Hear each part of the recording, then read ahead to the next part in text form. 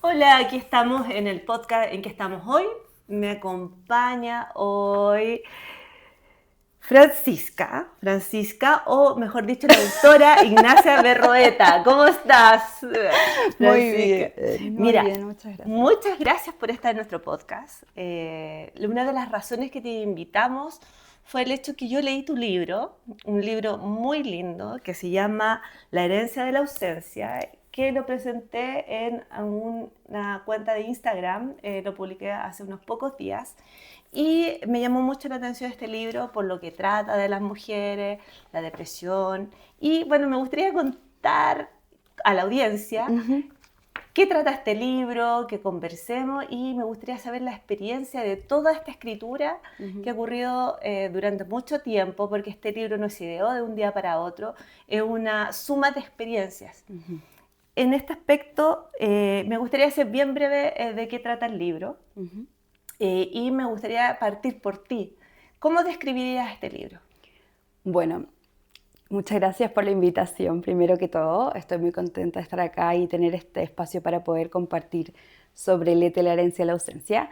Bueno, en realidad mi forma de escribir es también una forma de poder compartir mis propios procesos en relación, en este caso, a la maternidad.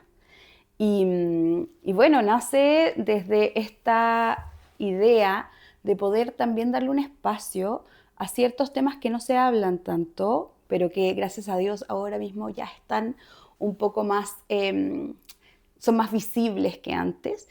Y bueno, tomo esta idea de querer hablar sobre mi experiencia como mamá y nace esta novela, ya que en realidad hablar de una misma es mucho más difícil que hacerlo a través de la ficción y mostrar lo que uno pretende mostrar es más, es menos como exponerse menos a través de una historia que no es la tuya realmente.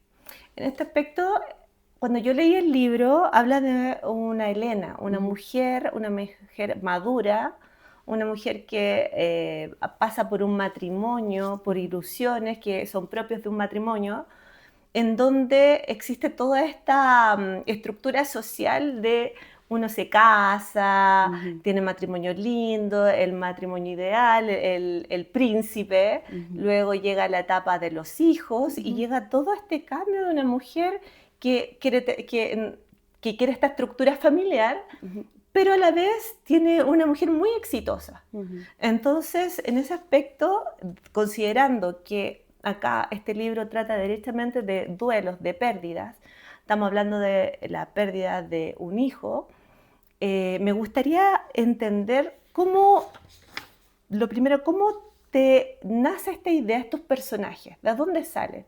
Porque aquí hay personajes que incluso abarcan migrantes, en este caso, hablan Ujú. del sur de Chile.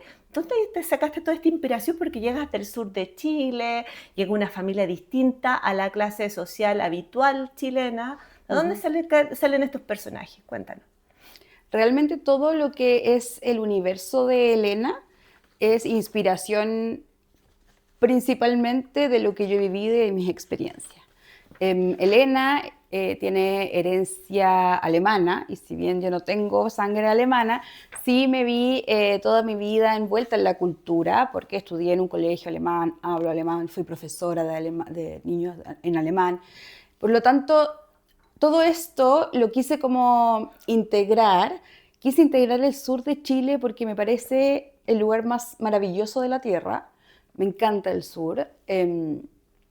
Y por otra parte, bueno, después ella viaja, se va a Londres y encuentra este marido, como dices tú, y empieza como esta presión un poco social, pero también de este hombre que quiere eh, mantener un legado que le dejó su propio padre antes de morir, que era ser un papá presente, que juega, que está versus esta Elena que viene de una familia que básicamente la crió como un producto, que tenía que ser muy exitosa, que tenía que viajar, que tenía que hablar muchos idiomas. Pero abarcando ese mismo punto, el perfil psicológico de ella arraiga distintos matices, ¿ya? Porque tú hablas aquí de una mujer exitosa, ¿ya? Pero ahí también yo siento que era una mujer, al leerlo, siento que también era una mujer competitiva, ¿ya? Porque ella no abarca finalmente un perfil profesional común, sino que su perfil profesional es alto, estudia neurociencia. Entonces, ¿cómo llegaste a este perfil que tú me estás mencionando ahora? Porque no es cualquier perfil, no es la profesora, no es el exitoso común, es un exitoso con ciertas características. ¿Cómo llegaste a ese personaje? A esa característica de esta mujer. Creo que el personaje lo fui desarrollando a medida que iba escribiendo el libro, y ahí entra en gran parte la familia de Elena. Ella, hija única, con sus papás, que, como te decía antes, son cero afectivos y muy académicos, y la impulsan finalmente durante su vida a ser una mujer que está hecha para lo académico, el éxito, lo profesional, pero cero conectada con sus emociones, ¿ya? Entonces, ahora de adulta, este perfil psicológico que uno puede ir leyendo, que en verdad se fue construyendo a poco, tiene mucho de su infancia y de la figura paterna y materna que tuvo, principalmente la materna. Porque si bien son los dos, de cualquier forma, los personajes de mi historia son principalmente femeninos, y son esos los personajes que se desarrollan, y son esos los personajes que tienen un poquito más de influencia en la protagonista finalmente. Ya, pero cuando armas este perfil psicológico, yo noto una distinción a nivel emocional, ¿ya? Tiene cierta frialdad. Sí. Y esa frialdad que se construye en el personaje, ¿a quién lo vinculas directamente esta frialdad? ¿De dónde se arraiga esta frialdad? Porque la frialdad, más allá de tener una estructura de crianza, tiene que venir de una parte. De una parte. ¿Dónde tú notas que es necesario este personaje con esta frialdad que la destaca por durante todo la lectura? Se nota una frialdad. De hecho, tú eres muy descriptiva a lo emocional y hablas de lo que se siente, pero ese sentir, pero con una cierta frialdad. O sea, es como que yo siento escalofrío, yo siento, pero mantengo mi postura. ¿Cómo se te ocurrió eso? La verdad es que como el perfil de Elena siempre se fue hacia lo no emocional, hacia lo exitoso académicamente, hacia principalmente como toda su estructura mental está hecha para lo concreto, y lo emocional se ve como algo más abstracto, ¿no es cierto? Por eso mismo es que Elena va mostrando en el fondo que ella esconde, bloquea, no enfrenta las emociones más de tristeza, de enojo, sino que finalmente ella trata de esconder todo bajo esta académica. Y eso se ve también reflejado en los pasajes de su infancia, cuando en el fondo los papás no le dan espacio para asistir al fallecimiento de alguien muy importante para ella, entre otras cosas finalmente. Todo siempre se aplaudió y se validó a Elena y su identidad a través de sus éxitos académicos. Y es por esto que cuando ella, en su vida adulta, sigue haciendo lo mismo, hasta que llega Franco, que es su marido, y rompe esta como carcasa de Elena, y logra como empezar a convencerla de que ella sí puede ser mamá, de que no tiene por qué repetir la historia de su propia madre. Todo esto va haciendo que Elena finalmente se desconecte completamente de ella misma. Ahora, en ese aspecto, claro, tenemos un personaje que es una mujer muy exitosa, que busca un modelo familiar estándar, finalmente, Y me llama mucho la atención durante la lectura, es que es atemporal el libro. Como que uno no logra reconocer finalmente en qué época estamos, lo cual pasa a ser irrelevante. O sea, del hecho de que el libro no se reconozca la época, pasa a ser irrelevante y se centra en la emoción. Exactamente. En este aspecto, el punto clave de este libro, y entiendo lo que tú quieres tratar, es lo que es la pérdida de un hijo, que en este aspecto se vislumbra todo lo que le ocurre durante las pérdidas que tiene en este caso Elena. ¿Cómo manejas tú, cómo lograste describir finalmente el proceso de pérdida? ¿De dónde te inspiraste? ¿Si hiciste estudios, investigación asociada del tema? ¿Cómo armaste esto?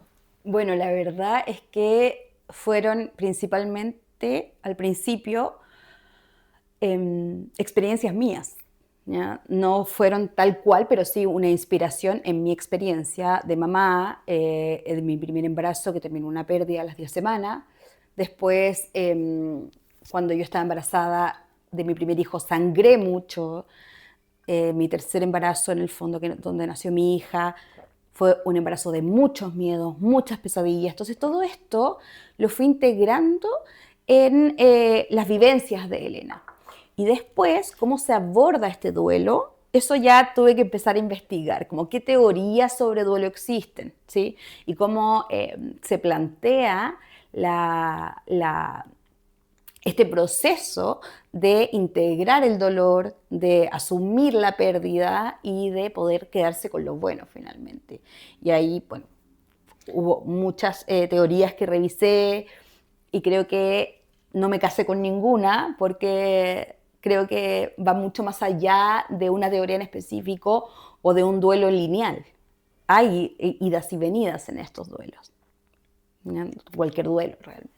Fran, pero en este aspecto podríamos decir que tú pasaste por este proceso y mucho está bajo tu experiencia, pero tú, Fran, o Ignacia, disculpa, Ignacia, que pasa a ser la escritora, porque aquí yo identifico que Ignacia es la escritora y Fran finalmente es la mamá. Entonces, aquí en este aspecto, todo este trabajo que tú mencionas también fue acompañado a nivel de psicología, te rodeaste de mujeres que habían pasado por el mismo proceso, fuiste a psicólogo, porque yo entendería con un libro profundo como este, hay muchos elementos que tú te tomas. Entonces, en ese aspecto, ¿cómo lo trabajaste tú? Porque yo creo que, y aquí te pregunto abiertamente, ¿el libro llegó para sanarte o tú ya venías sanada y buscas lograr algo con este libro a nivel de retribución, ya sea a la sociedad o a otras mujeres que empatizan con esta situación? Creo que la Ignacia que logra escribir este libro es una Ignacia que trabajó mucho en su identidad, pero creo que también la identidad es tan flexible y va cambiando tanto que no te podría decir que esa persona estaba lista y sanada porque van pasando cosas. No fue algo en relación a la maternidad lo que me llevó a entrar en esta crisis que finalmente me hizo escribir el libro. ¿Ya? Fue algo laboral, más bien. Y cuando comienzo a escribir este libro, efectivamente hay como una parte de ambas. Hay una Ignacia que está muy sanada y en proceso de mucha sanación con respecto, por ejemplo, al duelo gestacional que tuve, que fue agarrado por una terapeuta básicamente cuando yo estaba embarazada de mi hija, o sea, 3 años después de la pérdida más o menos. Y ahí yo empecé a tener terapia psicológica. Y ahí empezó este camino de poder reconocerme, de poder verme desde otra perspectiva, de identificar que aunque haya quedado embarazada 2 meses después de esta pérdida, nunca logré sanar el duelo de la pérdida. Por lo mismo es que creo que tener este trabajo, este acompañamiento me permitió poder hablar y escribir del tema. Sin embargo, todo lo demás, que es la identidad como mamá, la identidad como profesional también, las redes de apoyo que son tan necesarias en la maternidad, todo eso es algo que uno sigue construyendo siempre, porque cuando uno es mamá, tú me vas a entender, de niños pequeños sobre todo, bueno, también grandes, pero los pequeños, los cambios son mucho más rápidos. Entonces, tienes una guaguita, después, meses después, tienes una niña que va caminando, después tienes que te está hablando, que empieza con la etapa del no.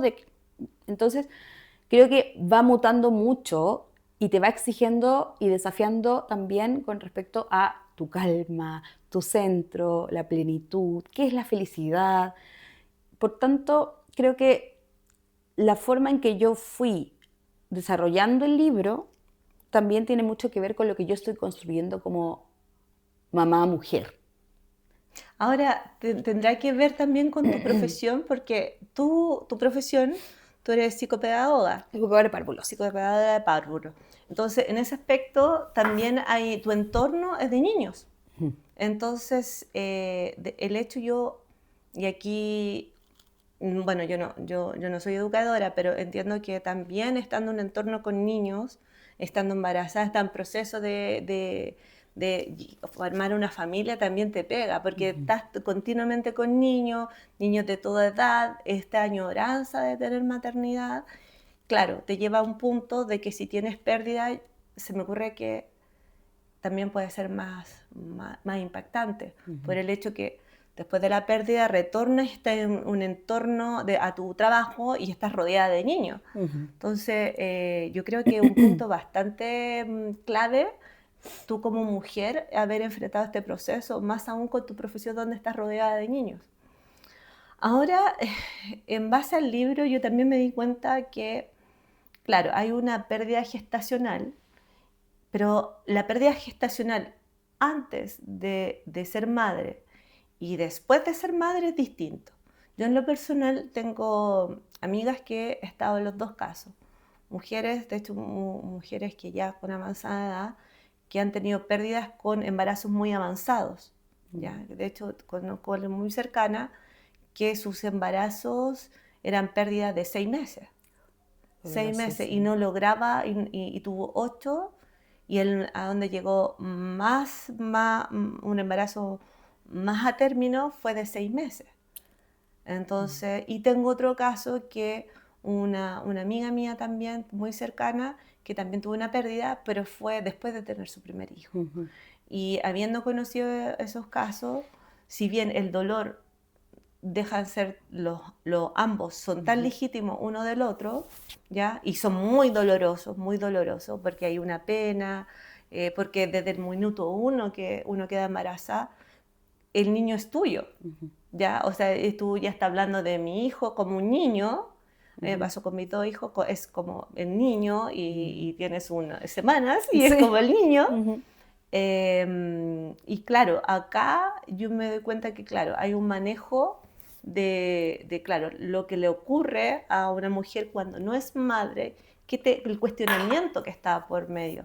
O sea, el reiterar, el intentar el cuestionamiento. Oye, de hecho, por lo que yo he tenido este entorno, el cuestionamiento, hoy no estoy preparada a ser madre, mi cuerpo está diciendo otra cosa, quizás yo no quiero y rechazo. Entonces, este proceso, estas imágenes que recurre Elena de lo que le pasa a ella al tener una pérdida, ¿fueron similares a lo que a ti te ocurrió o lo buscaste de lo que tú trabajaste, investigaste? Porque a mí me llamó mucho la atención ese punto.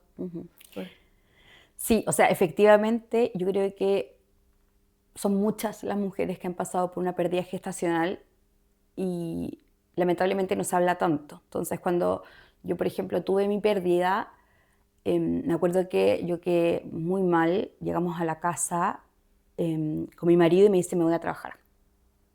Y yo como, es broma, así como yo destrozada. Y se fue a trabajar. 5 años después le dije, o sea, yo nunca te voy a perdonar que ese día tú te hayas ido a trabajar después de que llegamos del doctor y que nos haya dicho que no había latidos. O sea, ¿en qué universo? Y claro, los hombres y las mujeres no lo vivimos igual. Bueno, llegó él después y me dice, Fran, Ignacia, me dice, Fran, oye, le pasa a mucha gente, porque lo conté en la pega y es súper normal, Fran. O sea, en verdad, casi que no nos preocupemos, esto va a pasar. Y yo como, ok. Y bueno, después cuando ya empezó a pasar el tiempo, yo conté, pero más como una anécdota. O sea, sí, yo tuve una pérdida antes, porque en el fondo yo estaba como concentrada en ese momento en quedar embarazada de nuevo. Porque ese era mi objetivo. Tengo que quedar embarazada de nuevo y tener a mi hijo que nazca vivo. Eso era todo. No era hablar del dolor que sentía. ¿Me entiendes? Como así. Y después cuando uno va contando también vas escuchando y retroalimentándote de otras experiencias. Un ejemplo, en el curso de mi hijo, de las mamás del curso de mi hijo, somos como, no sé, 4 o 5 y son 16. Yo también pasé por eso, sí, me costó, tuve embarazo que no llegaron a término entre medio. Y yo creo que todas vivimos el dolor de una forma distinta. Y depende muchísimo de las redes que uno tenga, del apoyo que uno reciba, de qué tan preparados está tu entorno para contenerte ante este dolor que es tan abstracto finalmente. Porque no, claro, no viste a tu guagua, no la tuviste y fueron semanas, o sea, pero el dolor que una siente y tener que explicarle a tu cuerpo, a tu cerebro, que esa guagua no va a llegar porque tu cuerpo sigue activo, sigue liberando hormonas hasta que finalmente tienes el aborto en sí. Entonces, realmente creo que todas estas experiencias se viven de forma muy distinta. Cuando yo estuve embarazada por tercera vez, nació mi hija, yo soñaba, no tuve ningún sangrado ni nada, pero soñaba todas las noches que la perdía, que sangraba, que me despertaba llorando, me levantaba en la noche a revisarme el calzón a ver si tenía sangre, o sea, a ese nivel de Estrés también. mucho estrés y mucho miedo, porque ya había pasado por la pérdida al principio. Y decía, bueno, si es que esto pasa ahora, que todavía no le cuento a mi hijo que tenía como 2 años y algo, va a ser un peso menos, ¿no es cierto? Porque en el fondo no tengo que explicarle que su hermanita no va a llegar. Pero cuando he empezado a hablar y me han comenzado a escribir mujeres y me han dicho, tengo 2 y ya sabían, y tenía 20 y tantas semanas de embarazo y ahora no sé cómo decirles, es como, wow, en realidad es, si tú tienes que como validar esta pérdida, imagínate cómo es para un niño, aunque los niños muchas veces sienten cosas, o sea, entienden las cosas mucho más simples de lo que nosotros esperamos. Y con respecto a tu pregunta claro, de sí, volver a trabajar, ponte tú, después de la pérdida, fue muy difícil. Y hasta ese momento, yo no sé si yo no sabía o mi doctor no sabía, pero ahora existe una ley que te dan 7 días de descanso laboral pagado si es que tú tienes un aborto espontáneo o una pérdida gestacional. Yo en ese momento no sabía y mi doctor me dijo, si quieres te doy licencia. O sea, a ese nivel fue como, decide tú, básicamente. Y yo le dije, mira, hasta que no tenga el aborto espontáneo, que ya había comenzado conmigo porque yo encontré sangre finalmente, eh, hasta que no pase eso o decidan que no lo expulsé y tengo que hacerme un legrado, no voy a volver a trabajar.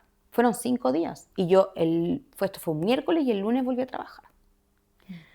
Entonces, y la pérdida en sí fue el domingo en la noche. O sea, un parto. Muy duro. Y claro, y tienes que volver y estar muy contenta y muy feliz porque la educación, sobre todo la educación infantil, te exige ser muy lúdica, te exige estar muy contenta, muy disponible para contener.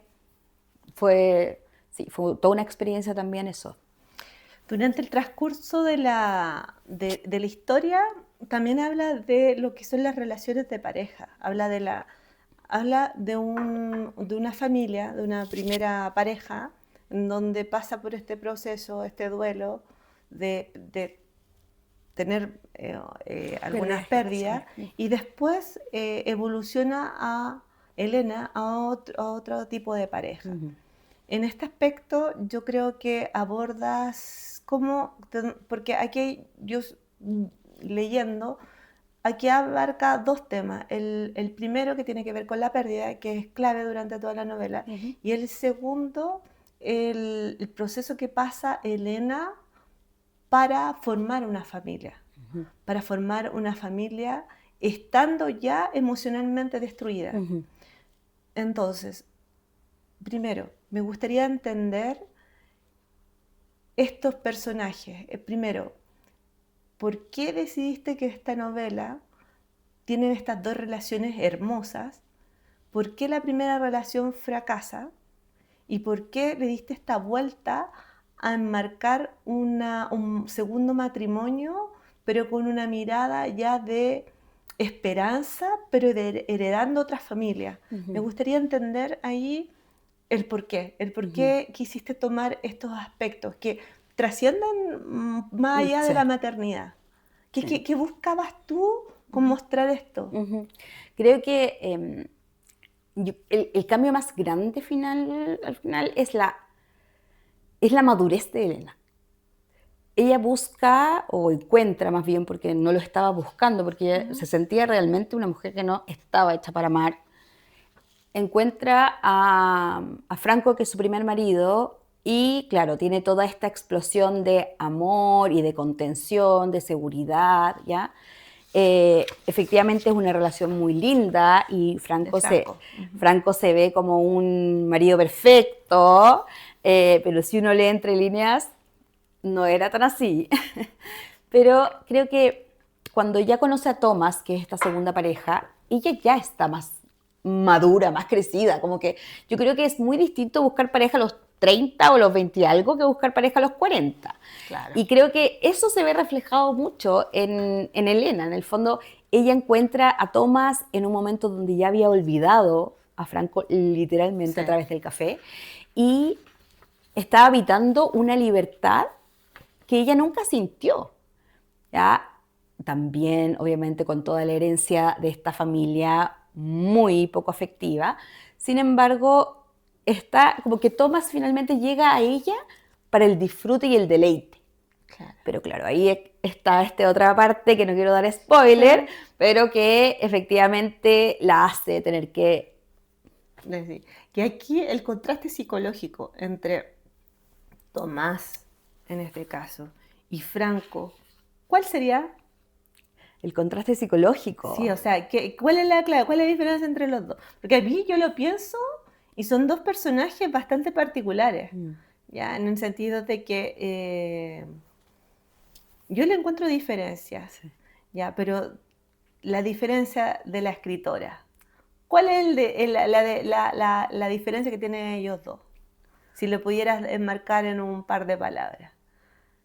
¿Qué lo hace distinto Tomás de Franco? Creo que Franco era o es, no sé, un personaje que representa a un hombre muy mamón, muy mamón, muy voluntarioso, pero si tú me dices como figurarlo como esposo, creo que diría que Franco buscaba y rebuscaba en Elena algo que él anhelaba mucho y la amaba a ella mucho, pero que no supo cómo abordarlo, por decirlo de cierta manera. Vale. Mientras Thomas la toma, básicamente, la encuentra y claro, trata de integrarla, pero respetándola mucho también. Y ahí yo creo que se ve la madurez de ambos. En el fondo, yo te amo y quiero que tú te metas y te embarques en esta búsqueda familiar conmigo, mientras Thomas es como, vamos, ven, si quieres me acompañas y si no quieres, bueno, no me queda otra porque realmente yo tengo otras responsabilidades o compromisos o preocupaciones en mi vida. Y creo que esa es la madurez que se ve. Yo creo que cuando si es que Franco a lo mejor hubiera seguido con Elena por la vida, quizás también habría llegado a ese estilo o ese nivel de madurez, pero no lo sabemos. Sí. A mí, dentro de lo que, leyendo el libro, lo que más me gustaba, en un punto de cómo describes tú las emociones. Ya, es que más que describir, porque hay escritores que describen mucho el entorno. Ya, describe dónde estoy, el lugar y todo. Durante toda la escritura, y acá me gustó, es qué es lo que siente el personaje. Ya, no solamente Elena, qué es lo que percibo, la emoción, cómo se percibe. Ya, pero estamos hablando de lo que percibe tacto, del tacto, de la Claro. emoción la llevo al tacto. Los sentidos. Y los sentidos, claro, al tacto. Entonces, al momento de que uno lee, como que finalmente se imagina, mediante tu descripción, cómo ella está viviendo ese momento o esa emoción. ¿Ya? Me gustaría entender si te inspiraste a algún escritor, lo que te busca a ti, que el lector con ese mensaje, con esa escritura, ¿qué es lo que buscabas tú que percibiera el lector? Para quizás podría ser las emociones, pero es que llevas una descripción bastante detallada durante el libro. Entonces, me gustaría saber cómo te inspiraste y eso, o sea, ¿dónde salió tanta idea? Porque en unas partes hasta a mí no lo leo y digo, ¡ay, cómo sacó esta descripción! Eso me pasaba. Sí. Bueno, la verdad es que siempre traté, porque, a ver, creo que algo que es muy de mamá es percibir con los sentidos. O sea, cuando tú te conviertes en madre, empiezas a oler más, sentir más, escucharte a ti más también, como de tu cuerpo. Yo, por ejemplo, soy una mujer que tiene muchos tics, ¿ya? O sea, me hago tronar los nudillos, muevo la pata, Ya, vale, estoy vale. ansiosa. Y creo que cuando uno trata de mostrar una imagen, es muy distinto decirte, Elena estaba muy triste porque Franco se fue, a decirte como las noches eran eternas y despertaba cansada y despertaba con los ojos ennegrecidos. ¿Me entiendes? Como que es distinto, porque finalmente cuando tú puedes sentir algo muy distinto a lo que siento yo frente a una misma escena. En cambio, si yo te la describo, yo te doy la posibilidad a ti de interpretarlo también. Y en escritura, en literatura, eso se llama show, don't tell, que es muestra, pero no digas en el fondo. Claro. Ah, sí, no lo conocía el término, no, súper bueno. Mira, ya estamos al término de nuestra entrevista, pero me gustaría que hiciéramos un juego. ¡Ah! Ya. Ya. Entonces, yo te voy a decir el personaje, dado que yo me leí el libro. Yo tengo algunos personajes que me gustaría que a los que nos escuchan, que pudieras describir el personaje en una palabra. Una, El desafío, este desafío. Ya, lo primero, vamos a empezar, no por el protagonista, vamos a empezar por Franco. En una palabra. Ya te hice spoiler. Mamón. Atroz, mamón. Tomás. Cimiento. ¿Cimiento? Sí, como que está arraigado. Ya, que arraiga. arraiga. Más que está arraigado, que es como una base, un cimiento. Ya, vale. María. Salvación. Chile. No es un personaje, pero es importante de tener un nombre. Raíz. Cambridge. Nueva oportunidad. Londres. ¿Por qué Londres? Londres en una palabra. Londres. Desafío. Lete.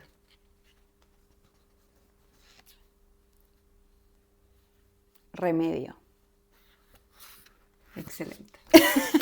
Yo te faltó Elena. No, es que Elena, sí, Elena. Sí. Elena. resiliencia. Sí, yo creo que el mejor palabra, resiliencia. Este libro a mí me gustó mucho, es precioso, precioso, yo lo recomiendo un montón ahí, si lo ven. ¿Ya? ¿Dónde podemos encontrar a Leté, la herencia de la ausencia? Bueno, en Chile se hace entregas en Santiago y envíos por pagar. Y fuera de Chile lo encuentran en Amazon como Kindle, como ebook, perdón, y también como libro tapa blanda. ¿Cómo te contactan? Me pueden encontrar en mis redes sociales, que es mi Instagram, ignaciaberroeta.autora, y eso. Ese es mi punto de contacto principal. Perfecto. Yo creo que se nos hizo muy corto, Sí. Fran, se nos hizo muy corto. Me encantó conversar contigo. Creo que se nos hizo muy corto y esto da para otro episodio más. Yo feliz. Porque este libro invita a reflexionar también cómo estamos aquí las mujeres en Chile que pasan por este duelo. Tanto, si bien aquí se habla de lo que es la pérdida gestacional, me gustaría que habláramos de la pérdida después de tener hijos. Yo revisé, de hecho, uno de los posts que estamos publicando, hablamos finalmente las leyes que están dentro de la TAM, de Latinoamérica, a nivel del apoyo de las mujeres que se están haciendo a nivel de leyes para poder contenerlas y apoyarlas psicológicamente y tener finalmente un proceso respetuoso y apoyos a muchas mujeres. En realidad todas la viven distinto, todas, y siento y leyendo también tus posts, que hay muchas mujeres que han pasado por un proceso muy doloroso y que no han sido respetadas por su entorno, porque como tú bien dijiste, el entorno también favorece mucho el avanzar en este duelo, pero si el entorno no está preparado, y más allá de tu entorno, el exterior no está preparado, es más difícil que puedan superarlo. ¿Ya? Y más que superarlo, yo creo que uno no se supera totalmente. Se integra. Exactamente. Se integra el dolor.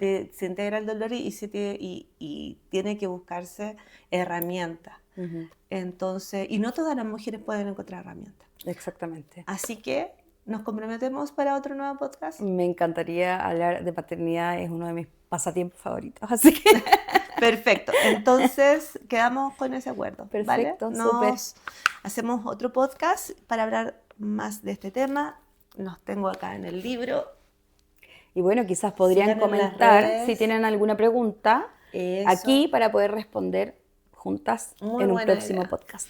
Y nosotros vamos a publicar esto en que estamos hoy, ¿ya? Para que vean la entrevista completa.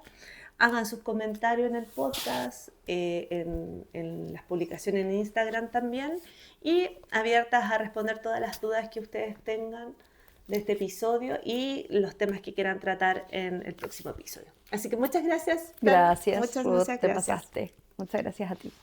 Nos vemos. Chao.